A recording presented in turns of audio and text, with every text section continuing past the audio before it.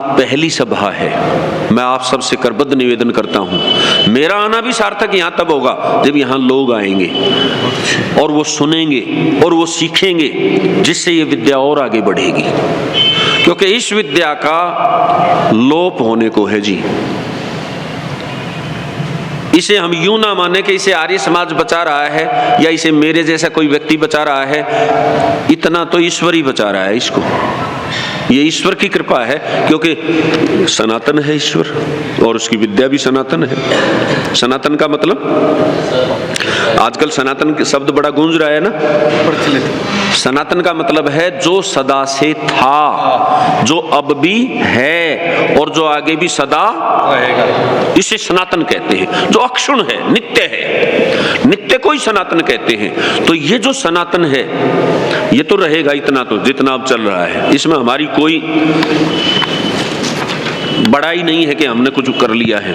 हमारी बड़ाई तब होगी कि आपका ये मैदान भर जाए। जब यहाँ प्रवचन करने वाले को बुलाओ तो आपका ये बाहर वाला मैदान भरे और फिर भी जगह बच जाए और लोग ये आवाज लगाने लगे कि भाई छोटा पड़ गया और जगह लो कहीं। फिर तो है आपकी तारीफ, फिर तो है आर्य समाज की बड़ाई होनी चाहिए फिर तो, क्योंकि काम किया फिर तो आपने। लेकिन एक जमाना था, हम ऋषि दयानंद का नाम लेके ये 200वां ऋषि दयानंद का जन्मोत्सव और बौद्ध उत्सव दोनों मना रहे हैं। और 2 साल लगातार चलेगा ये कार्यक्रम। मेरे ख्याल आधा साल तो बीत चुका है, 6 महीने पीछे जा चुके हैं। हमारे देश के प्रधानमंत्री ने उद्घाटन किया था दिल्ली में। तो क्यों मनाया जा रहा है? ऋषि दयानंद ऐसे क्या थे? मैं 2-3 दिन पहले ही विचार कर, सुनते बहुत थे, लेकिन 2-3 दिन पहले ऐसा विचार आया, अरे ऋषि दयानंद पहले ऐसे व्यक्ति थे जो 1000 साल बाद, 1000 साल की गुलामी के बाद भी उनको स्वतंत्र शब्द याद था, या स्वतंत्रता का जिन्होंने महत्व बताया उनके पास था, तो उन्होंने हमें बताया। अर्थात ये जानकारी, करोड़ों लोग थे मेरे देश में, साधु भी थे, विद्वान भी थे, सब तरह के लोग थे, पढ़े लिखे स्कॉलर भी थे उस समय में, लेकिन किसी को ये याद नहीं आई। राजा राम मोहन राय का नाम आप सुनते होंगे, बड़े विद्वान आदमी थे, लेकिन स्वतंत्रता ध्यान में नहीं आई, अंग्रेजों की बड़ाई करते थे। विचार लेना, ऋषि दयानंद इकलौते ऐसे व्यक्ति थे जिन्होंने स्वतंत्रता का नाद फूंक दिया, और ऋषि दयानंद के शब्दों से प्रभावित होके लाखों नौजवान कूद पड़े स्वतंत्रता संग्राम में। और एक लंबे संघर्ष के बाद, क्योंकि 57 की क्रांति से ये प्रारंभ होता है और 47 में जाके आपको स्वतंत्रता मिलती है, 90 साल बाद थोड़ा संघर्ष नहीं हुआ, थोड़े लोग नहीं मारे गए, थोड़ी यातनाएं नहीं झेली हमारे देशभक्तों ने। चाहे पंडित राम प्रसाद बिस्मिल, जो इसी आर्य समाज में पनपे, फले फूले और देशभक्तों के शिरोमणि बने। आपका तो इलाका सौभाग्यशाली है। मैं अंतरात्मा से बता रहा हूं, मैं जब पहली बार आपके इस समाज में आया तो घोर गर्मी थी, यहाँ गर्मी का मौसम था उस समय, और मैं इसी कोठरी में रहा और सचमुच आनंद में रहा। पंखा भी कभी चलता था, कभी नहीं चलता था, पसीने आए रहते थे, लेकिन क्यों मुझे आनंद आ रहा था कि ये बिस्मिल की कोठरी है। क्योंकि बिस्मिल की मैंने कथा पढ़ी है, मेरी माता सुनाती थी बिस्मिल की बातें, और अब भी जितनी बार मैं, मेरे ख्याल 4-5वीं बार आया हूं, मैं इसी में रुकता हूं। आनंद आता है, मतलब इससे कुछ लगाव है मेरा, और सबका होना चाहिए। आपको तो ये विरासत में मिली हुई है, हमें तो कभी कभी रहने का अवसर मिलता है। तो ये इलाका बिस्मिल के नाम से जाना जाता है। शाहजहांपुर हमारी तरफ एक बार नाम आ जाए ना, तो किसी भी नौजवान से वो कहेगा बिस्मिल के शाहजहांपुर में, ऐसा बोलते हैं वहां के लोग। हरियाणा में, दिल्ली में बिस्मिल का नाम यहां से ज्यादा प्रसिद्ध है जी। यहां मैं आया शुरू में तो कई लोगों ने बिस्मिल के नाम को थोड़ा सा ऐसे ही, कौन बिस्मिल, अरे तुम बिस्मिल को नहीं जानते? तो ये हमारी कमी है, हमारी न्यूनता है ये। तो मैं आपसे ऐसा निवेदन करना चाहता हूं कि भाई बिस्मिल की नगरी को सचमुच बिस्मिल की नगरी बनाओ। हम तो ऐसी आशा करके यहाँ आए थे शुरुआत में, जब मैं आया कि यहाँ तो अनेक और बिस्मिल बनने को तैयार होंगे, क्योंकि उनका जन्म स्थान है जी। मैं उनके घर को भी देख के आया। पहले जो यहाँ वो थे ना पुरोहित जी, राम बहादुर जी के साथ में, वो उनका मकान मेरे ख्याल ले लिया सरकार ने या भी नहीं लिया है।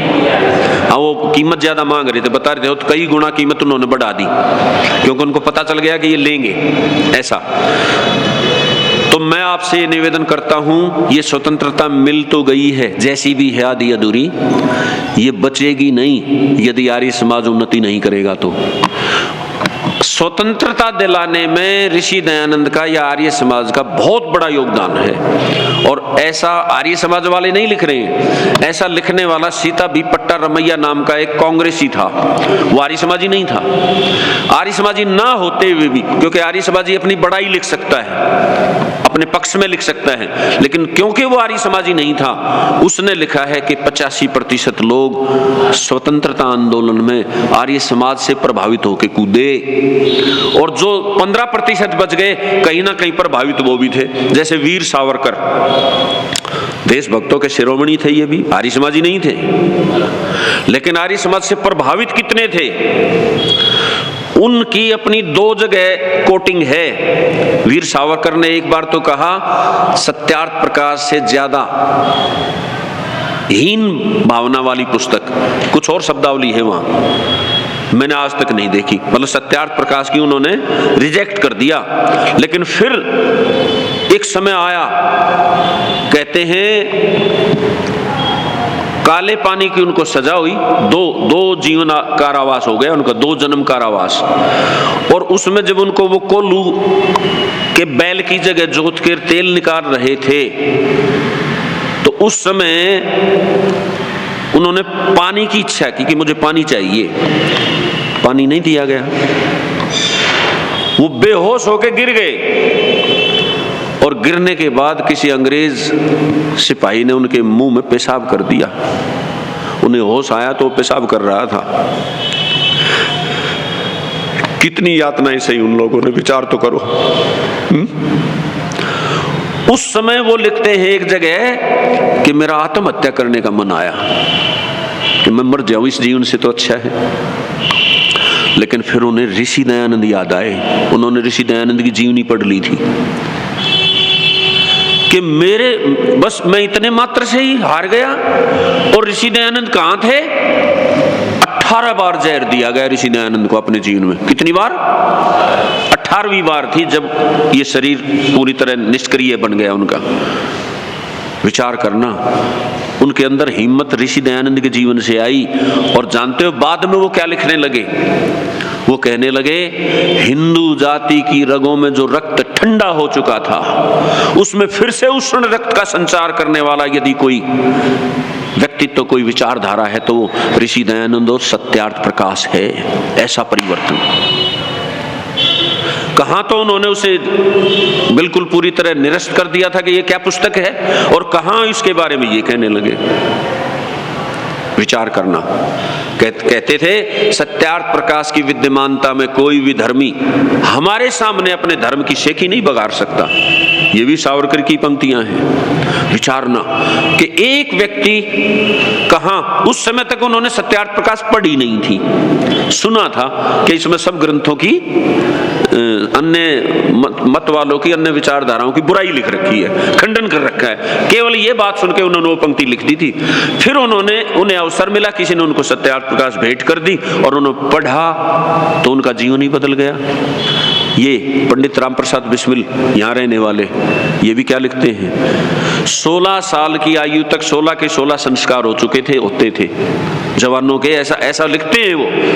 अंतिम संस्कार तो मृत्यु ही होता है ना। वो कहते हैं मरे के बराबर हो जाते हैं इस देश के नौजवान। और उनके बारे में भी घटना बड़ी प्रसिद्ध है। कहते हैं उनके जो पिता थे, थानेदार थे ना, पंडित रामप्रसाद बिस्मिल के पिता दरोगा थे शायद, है जी, वकील थे। पहले तो उन्होंने खुद भेजा था इनको आर्य समाज के लिए, है जी? अच्छा, वकीलों के मुंशी थे। कहते हैं जब वो आर्य समाज में रहने लगे तो वो पौराणिक थे, उनकी विचारधारा पौराणिक थी, आर्य समाजी नहीं थी। तो वो उन्होंने इसका विरोध किया और अंत में यहां तक की बात कह दी कि भैया तो आर्य समाज को अपना ले रही है, हमें ऑप्शन दे दिए दोनों, या तो तू आर्य समाज का ही हो जा, फिर यहां मत आया कर घर में, और या फिर आर्य समाज को छोड़ दे, हमारे पास आ जा। जानते हो बिस्मिल ने क्या किया? घर छोड़ दिया। और जब जाने लगे तो उन्होंने कहा ये जो धोती कुर्ता जो डाल रखा है ना, ये भी मेरा है, इसे निकाल के जा। ऐसा विद्वानों से भी सुनते हैं और कई जगह लिखा में भी मैंने पढ़ा है कि इस आर्य समाज में वो लंगोट लंगोट में आए थे, बोले मुझे आर्य समाज प्रिय है। और वो क्या कहते हैं, मैंने सत्यार्थ प्रकाश को पढ़ा तो मेरे जीवन का तख्ता पलट गया। ये शब्दावली है बिस्मिल की कि मेरे जीवन का तख्ता पलट गया। और माताओं, वरिष्ठों, नौजवान साथियों, मैं भी ऐसा ही कहता हूं कि मैंने सत्यार्थ प्रकाश को जब उन प्रीत जी द्वारा वो यम नियम सुने और उन्होंने मुझे योग दर्शन और ये सत्यार्थ प्रकाश दिए, सत्यार्थ प्रकाश मेरी माता ने दी कि तुझे इस रास्ते पे चलना है तो ले ये पुस्तक पढ़, सचमुच मेरे जीवन का भी तख्ता पलट गया। और आपके सामने उपदेश दे रहा हूं, सारी चीजें समझाएंगे। यदि आप समय देंगे, यदि आप और लोगों को बुलाएंगे तो मेरा उत्साह बढ़ेगा और बहुत विशेषता से आपकी समझ में आएंगी बातें। ईश्वर समझाने का प्रयास करूंगा, ईश्वर की उपासना समझाने का प्रयास करूंगा, धर्म समझाने का प्रयास करूंगा। अभी 5 हमारी बैठकें बाकी हैं, आज शाम की भी है और बल्कि 6 बाकी हैं। 8 तारीख की दोपहर के बाद में निकलूंगा, तो 8 तारीख की सभा भी इस समय की होगी, तो 4 और 5 और 6 सभाएं बाकी है। अभी सारे विषय पूरी तरह स्पष्ट करके जाना चाहता हूं मैं, लेकिन इसमें आप सबका सहयोग चाहिए कि आप और लोगों को लेके आए। जो भी लोग आपसे ये क्वेश्चन पूछते हैं और कोई उत्तर ना दे पाते हो, आप उनको ले आओ, चाहे मुसलमान हो उसे भी ले आना, स्वागत है।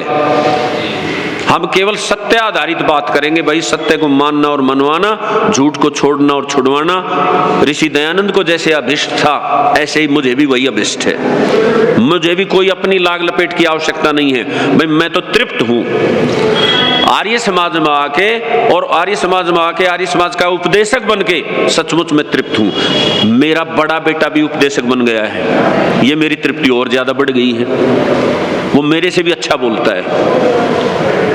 तो मेरे घर में रोजाना दोनों समय हवन होता है, रोज वेद का स्वाध्याय होता है, रोज भगवान का ध्यान होता है। तो बोलो मैं स्वर्ग में हूं या नहीं? बोलो जी, स्वर्ग में रहता हूं। और ऐसे ही चाहते हैं कि हमारे ये जन जन पूरी दुनिया के सारे लोग स्वर्ग को फिर से स्वीकार करें। ये स्वर्ग है, सचमुच धरती पे कोई स्वर्ग है तो वेद के रास्ते पे चलना ही स्वर्ग है। औरों के लिए भी स्वर्ग का संपादन करता है ऐसा व्यक्ति, अपने लिए तो उसका स्वर्ग हो ही जाता है। तो मैं आपसे ये निवेदन करता हुआ कि हम सब इस रास्ते को प्रशस्त करेंगे, ऋषि दयानंद के स्वप्न को साकार करेंगे, अपने जीवन को सफल बनाएंगे और इसे चंदन के वन को कोयला बनाने की तरह बर्बाद नहीं करेंगे, सोने के हल चला के और झाड़ झंखाड़ का बुवेरा नहीं करेंगे। तो ऐसा निवेदन आपसे करता हुआ कि हम अपने मानव जीवन की पूजा करेंगे। कम से कम अपनी पूजा तो करो। अपनी पूजा कर ली तो कहते हैं एक साधे सब सदे, सब साधे सब जाए। तो ये एक साध लो कि हम अपनी पूजा करेंगे।